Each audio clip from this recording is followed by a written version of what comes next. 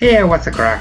JP Woodwork. I can be insane at times, especially with this tool right here. Steve, Temple Boom. But there's always like a medieval and surreal, trippy vibe to it. Yeah, the dark side. The dark side kind of features a lot in my life, in the back of my brain, I suppose. But I just like the whole dark, medieval, gothic look.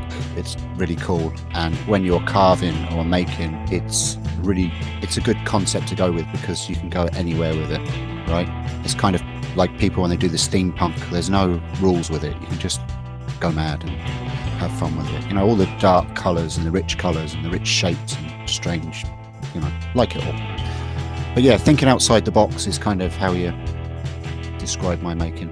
We've featured a lot of badass mother truckers that build, inspire, and make, such as Adam McMillan, Bobby Duke, Sterling Davis, Scrollsaw Scribbler, Dirty Smith, Tony Rouleau, Ray Makes, Keith Decent, Bales, JP Woodwork, Daniel Harju, Jack Bench, Rustic Duck Furniture, Chip Bills, Michael Zerker, Sokomo, I Jessup, Herb Lichtenberg, Wartooth Designs, Heath Knuckles, Rebecca DeGroot, Elm City Vintage, Andy Berkey, Dan the Maker Man, Doc Jared HIldabrant,